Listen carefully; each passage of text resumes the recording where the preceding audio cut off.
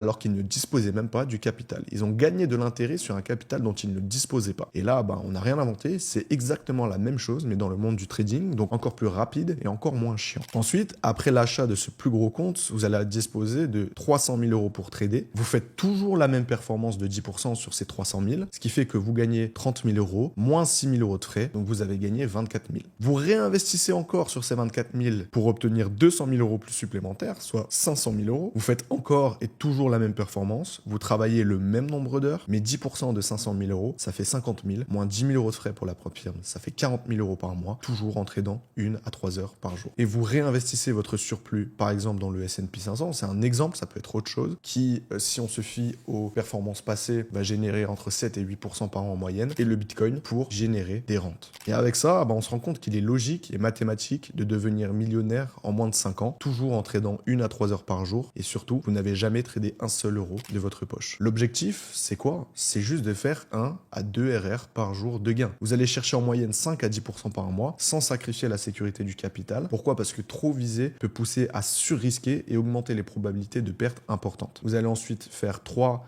à 5 trades par semaine qui sont suffisants pour générer une progression régulière si le ratio risque-récompense est bon. Admettons, comme je vous l'ai montré tout à l'heure, vous faites du 1 pour 2 ou 1 pour 3. Par exemple, avec un risque de 1% par trade, il suffit de 2 trades gagnants à 2 RR par semaine pour atteindre les 10% de mensuel moyenne. L'accumulation de ces gains modestes mais réguliers va faire la différence à long terme. Et d'ailleurs, pourquoi je vous dis qu'il faut être dans mon canal Telegram? Parce que je vous partage souvent de la valeur, comme par exemple comment valider un challenge propre firme. Et là, je vais vous donner un plan que vous pouvez répliquer. C'est le plan le plus simple, mais vous verrez qu'il peut apporter le plus de résultats asymétriques. Qu'est-ce que ça veut dire? Ça veut dire qu'avec peu d'efforts, vous pouvez vous attendre à de gros résultats. Mais vous allez trader 1 heure max par jour, session de Londres, session de New York. Vous allez envoyer 2 à 3 trades par jour, grand maximum. Vous allez risquer 0,25 à 0,5% de votre capital. Vous allez trader ce qu'on appelle les break of structure en 1 minute sur EURUSD et vous allez viser 1 pour 2 ou 1 pour 3 RR. Dans la pratique, comment ça se déroule? Là, c'est simple. Je vais installer un indicateur qui, pour les débutants, est idéal parce qu'il va me permettre d'identifier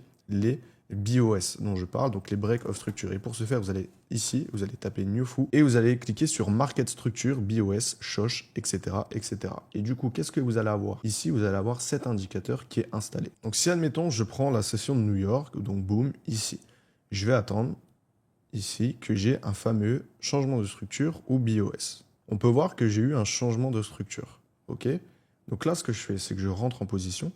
Pourquoi j'ai un changement de structure? Déjà, premièrement, c'est important de comprendre ce que vous faites. Tout simplement parce que le point le plus haut a été cassé ici.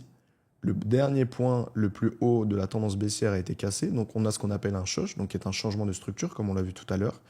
Je vais positionner mon SL juste en dessous de la bougie précédente et je vais aller chercher 1 x 2 de gain. Et là, boum, on peut voir que le TP est explosé. Donc là, j'ai déjà mon premier trade. Donc, je vais attendre ma deuxième opportunité. Et je ne fais rien tant que je n'ai pas ma deuxième opportunité. Donc là, j'étais encore un peu trop vite. On peut voir que j'ai ce qu'on appelle un BOS.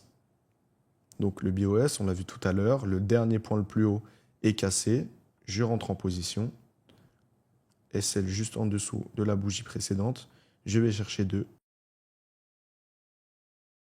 On peut voir que mon TP n'a pas été touché, mais ce que je vous invite à faire, c'est que quand vous êtes à la moitié de votre trade, admettons que vous visez 2 et vous avez déjà touché 1, et ben c'est de remettre votre stop loss à break-even pour sécuriser votre position. Pourquoi? Parce que si le marché se retourne et qu'il revient dans l'autre sens, plutôt que de mettre votre stop loss ici, vous l'avez remonté à votre point d'entrée, ce qui crée ni gain ni perte. Donc là, je suis déjà à 2% de plus-value. Donc ce que je fais, c'est que j'attends ici et j'attends juste ma prochaine opportunité. Là, boum, j'ai encore un BOS, je rentre en position, SL juste au-dessus de la précédente bougie, je vais chercher 2. Et là, boum, mon TP est touché. Et là, j'ai eu mes 3 trades dans la journée. J'ai eu un trade break-even, un trade qui a fait plus 2, un autre trade qui a fait plus 2. J'ai tradé durant environ 2h20. Donc, j'ai fait mes 4 R. 4 R avec 100 € par trade, ça représente déjà 400 € de gain. Imaginez-vous avec un capital financier à 100 000, si vous avez mis 1000 € par trade, ça faisait 4000. Mais ça, c'est pas pour tout de suite, c'est pour après. Et c'est pour ça que je vous disais de toujours viser l'exponentialité en trading. Si cette vidéo vous a plu, n'hésitez pas à partager un commentaire et à mettre votre meilleur pouce bleu. Je vous dis à la prochaine. Ciao, ciao.